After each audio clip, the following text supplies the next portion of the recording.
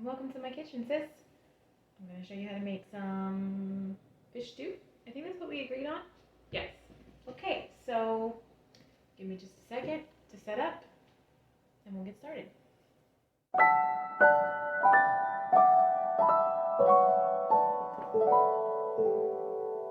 Okay, so the first thing that we're going to do is we're going to gather all of our ingredients, and we're going to get them ready. And don't forget to peel off any stickers. I say this because I always forget to peel off the stickers. Don't do that. They're not good eats. Also, they don't really go in your compost.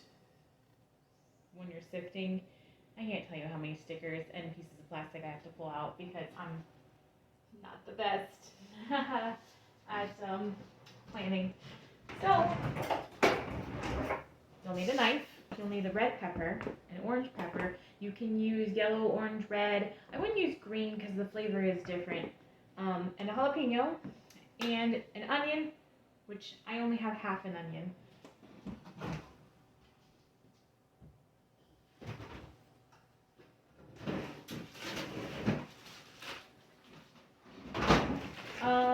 Actually, it looks like I have 1/2 plus a half of a half, which I guess you would call a quarter. And we're going to do mise en place. And that is, I'm not an expert. I have no formal education. My mise en place was taught to me by Food Network and then reinforced through watching YouTube. But basically what it means is get everything ready before you cook. So we're going to cut up our onion and our peppers, and then we'll start the cooking. Before we start cutting those, I'm going to get our fish out, and I'm going to put them in a bowl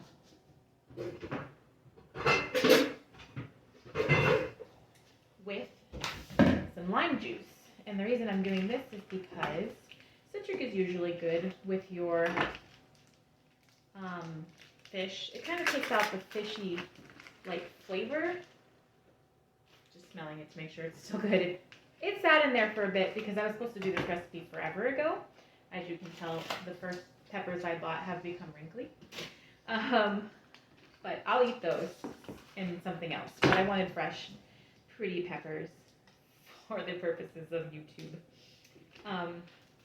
But yeah, the lime, soaking your fish in citrus, it has the, added benefit of kind of pulling the fishy flavor out of the fish sometimes. I don't mind that fishy flavor. My husband hates it, but he won't eat this anyway, so. So the type of fish that you use, any white fish will work. Mahi-mahi, cod. I'm using tilapia because I'm broke, and it was the cheapest fish that they had at the store. So, but yeah, any white fish. So that means not salmon, not tuna. If mahi-mahi, I think is white, but I can't remember now that I think of it, so it might be red. Anyways, you want it to be white. The flesh is white and not, my nose is itchy, I don't know why. And you can get a separate cutting board for your fish if you don't like to cross-contaminate. I completely understand that. It's all going in the same pot. I got my fish in a bowl, and I'm going to put my lime juice on it now. A lot of recipes will say don't use bottled lime juice. Oh gosh, that is great advice. Get a lime, juice it yourself, and it'll probably taste better. I have to use bottled because I'm broke and I keep this on hand for purposes of canning and recipes and whatnot, and it keeps, and if I forget to make something because I'm having a moment, then I'll still have it in the fridge and it won't go bad like a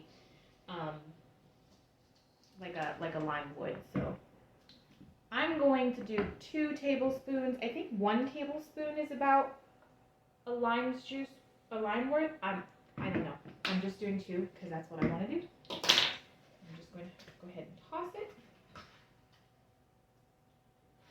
and then set it aside, and then I'm gonna wash my hands.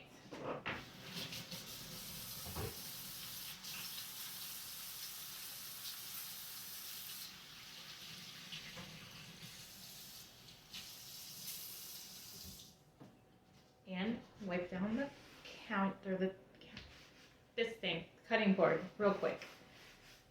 And this is my scrap bowl for compostables. I usually have a little container sitting on the counter for my compostables, but for the purposes of this, and because I need to empty them, they're kind of full right now, I'm going to just have a bowl sitting here. But that's a good idea in general when you're cooking, to just have a bowl, unless your trash can is right next to you, to keep things in that you want to throw away later, and then you just take it all to the trash and dump it. Rachel Ray taught me that when I was first learning to cook. I watched a lot of Rachel Ray's cooking show. And look, don't shame me, or go ahead, go in the comments and shame me, but you know, you gotta learn somewhere, and I don't know, I liked her cooking show. I also watched Good Eats, if that gives me any better credit. So dice your onion up, do the whole lines and then across lengthwise. And then for the pepper, I always cut it in half, and then I cut around the stem, and I just pull that out, and then here, I will pin you back. I will do it. Then I usually take a spoon, or since I've already got this measuring spoon dirty, I'm going to use it, and I just scrape out the membrane part of it, and then I'll do that with both sides. Oh, and if you don't want to cut it, you can scoop out the stem with the spoon. It's not as easy, but it can be done. And then what I do is I chop into strips. And your goal here is whatever size you feel like eating. So if you like bigger chunks, do bigger chunks. If you want really tiny pieces, so you can have like a bunch on a spoon, do that. I'm going for somewhere in between, like huge mouthfuls and tiny little baby bites. Anyways, and then I just stack the strips sideways and then cut them. Look, your cuts do not have to be perfect, okay? I don't know who you think is going to come into your kitchen and judge you, but they're not. It's just you. And if you mess up, cool. You learned something. So you can do the same thing with your jalapeno. If you want it to be spicier, leave the seeds. If you want it to be milder, then don't leave the seeds. I'm just scraping it out because I prefer not having that membrane in there. But it doesn't matter. If you have no desire to do peppers, jalapeno peppers, you can leave them out. If you would prefer to use flakes instead of this, that would be fine. I think the fresh flavor of this is better, but it's a recipe that you can adapt for what you feel like doing. That's a lot of my cooking, is like, what do I feel like doing today? That being said, there is a bag of vegetables that you can get that is basically this. It's onions and then red and orange and yellow bell peppers. A mixture of one or two or all or none. Can't remember. I have one in my freezer. I'll pull it out in just a second and let you know. See, in that one I didn't even scoop with the spoon. So there's a lot of different ways to get the same thing done. Just find what you like to do. Like sometimes I'll cut right beside the membrane so I can just cut it out with a knife easier. Like that. I know you can't see very well. I'm in the works to get a better setup so that you can see better. Today's not that day. Watch your fingers, tuck them when you're cutting, tuck them in. Another thing that I'm not so great about doing, I try to remind myself, but I like to live dangerously and chop my fingers off from time to time. It's not a good recipe if it doesn't have your own blood, sweat, and tears in it. Okay.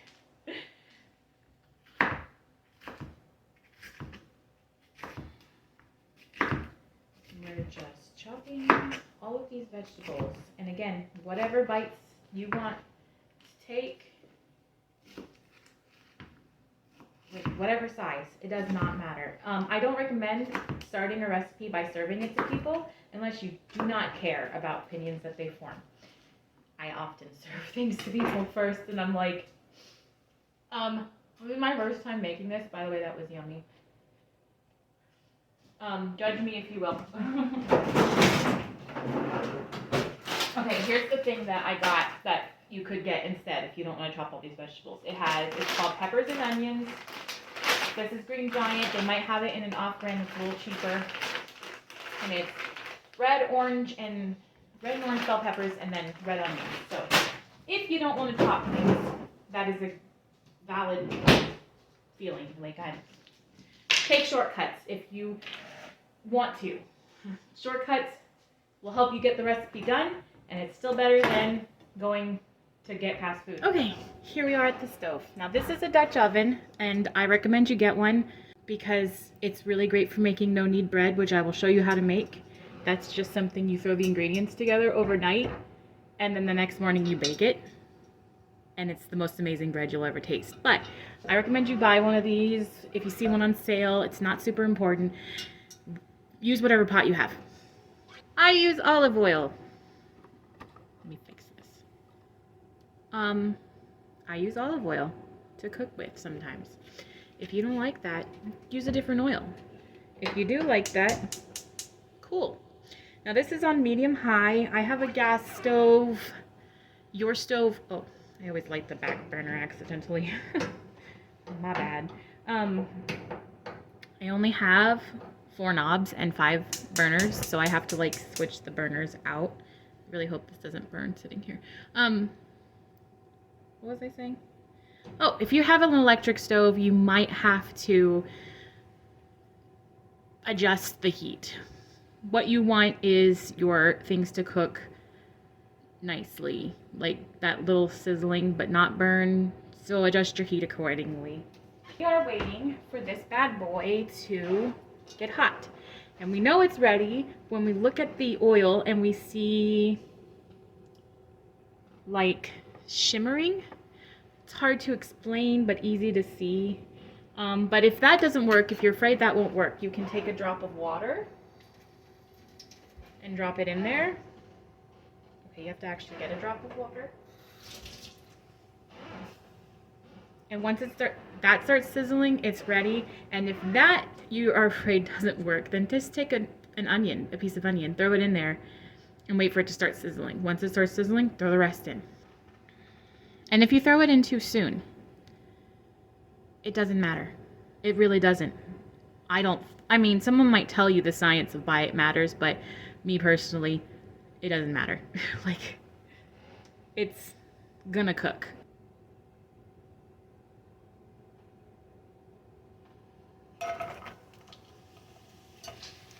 Can you hear it sizzling? That's what you want to hear. So I put the onions in first. You can put them all in at the same time, but I like to give the onions a little bit of a head start because they, I feel like, take a little bit of time to cook. You can see my onions were not perfectly chopped. They were not perfectly chopped. I guarantee you won't be able to tell once the recipe is done. You just won't. I'm gonna cook these until it's translucent, and then I'll add the peppers, probably before they're translucent. I'm just gonna give them a head start.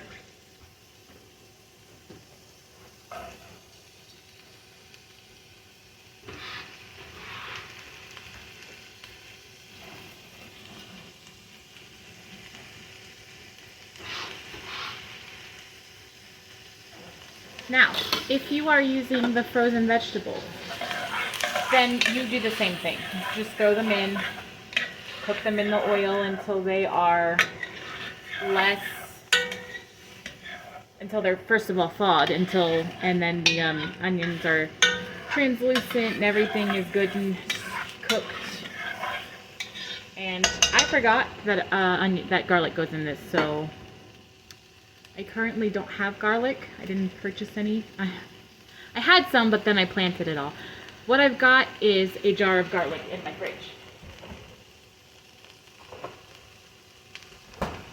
which is almost gone. And I do not recommend buying a big jar like this, because at first it was okay, but the longer it goes, the more of a weird flavor it gives. So get a little garlic, mince it. If you don't want to do that, and I will show you how to mince it in a video when I have garlic, but if you don't want to do that, then, you know, grab a little jar of this, a little jar, use it up fast. Or garlic powder if you really must. It's not quite the same, but like I said, do what you gotta do.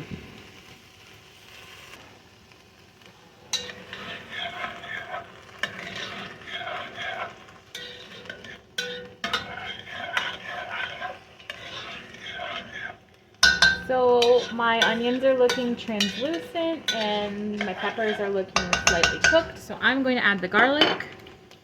I'm going to do a tablespoon because I like garlic. Adjust to your own preferences. I might be doing a second tablespoon if I wasn't putting this out there for other people to see. And then you just want to cook the garlic for like 30 seconds. You want it to be fragrant. So when you smell the garlic, move on to the next step.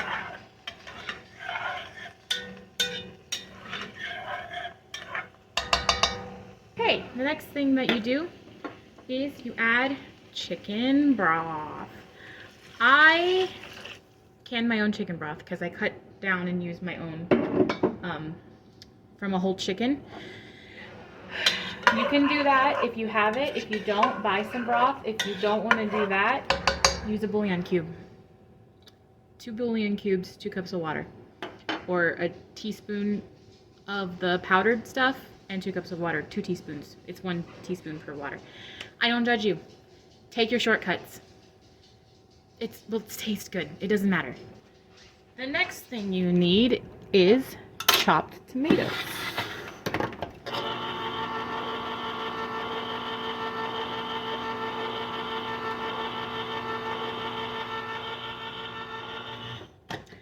I got fancy with the can that I decided to use because I watched a YouTube video on the differences between different cans. So I went and found one that didn't have sodium chloride, I think, in it.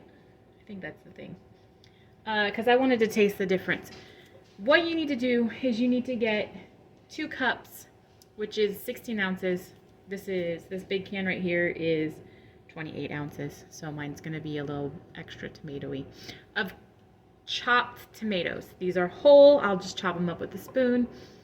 This is Contadina San Marzano style. You can use anything, really. I just wanted to try this. So mine is going to be a little extra tomatoey, and I'm okay with that. But you want 16 ounces. And I'm going to turn my heat up just a little bit and give it a stir. And chunk up these tomatoes.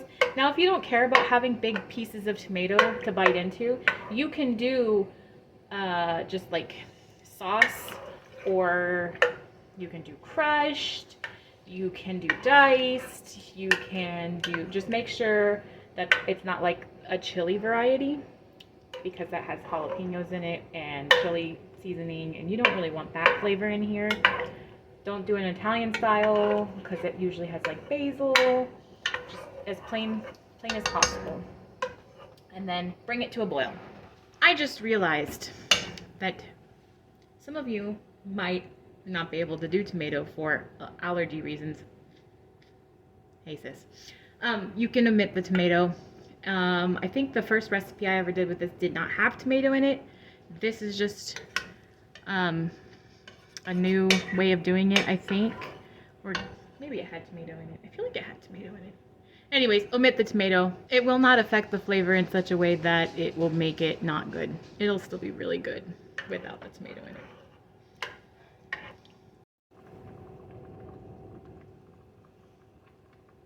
All right, now it's boiling. Next thing you do is you take a can of coconut milk. Oh, this is full fat coconut milk. There is a light version of the coconut milk. This recipe calls for full fat, but I think you can get away.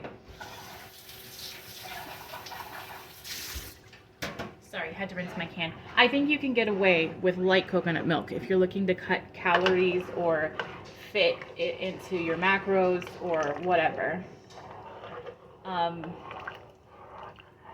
Just stir that bad boy in. And then add your fish.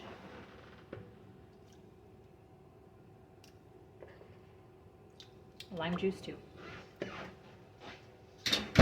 Wash your hands. I'm sure you are washing your hands every 5 seconds, right? Don't be like me and forget. Okay, next, cover it and boil it, simmer it, whatever, for 10 minutes. So I'll see you in 10 minutes.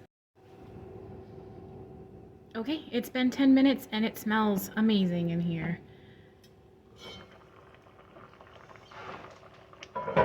What we're looking for, basically, is for the fish to be cooked and then flake up when you stir. You want it to break apart, and it looks like it's doing that. Yep. So I'm just gonna stir it until the fish breaks up, and then we'll be done.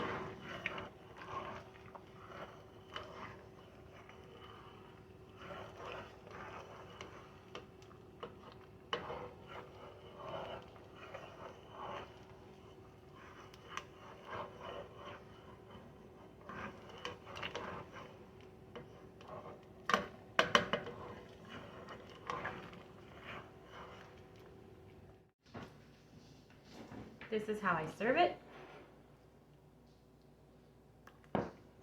You gotta spill some on the counter. You have to. If you don't, what are you even doing?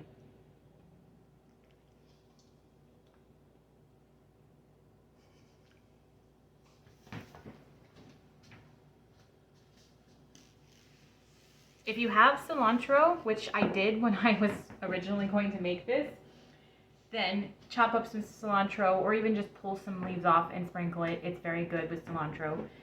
And you can sprinkle some lime on top of it, and that's good too. If you want to put some sour cream in there, that's a good option. So let me try a bite of this. It is very hot. Literally just pulled it off the stove.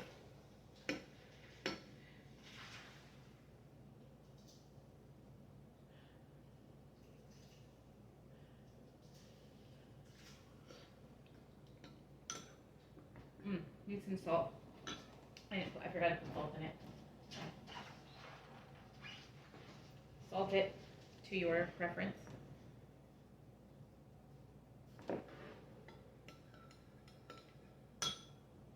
Oh, if you use beef bouillon, you probably don't need salt. Nope, that's so much better. It's really good. I didn't think I was gonna like it, but the first time I made it, I was like blown away because it's just something completely different than anything I've ever experienced growing up or cooked myself. But go ahead and make it. It's pretty healthy and delicious, so you can eat it guilt-free. And I don't know, if you like this recipe, comment that you like it. Try subscribing because I'm going to post more recipes. Or don't subscribe. Whatever. I don't know. It's fine. I'll just be over here in the corner with my soup. See you next time.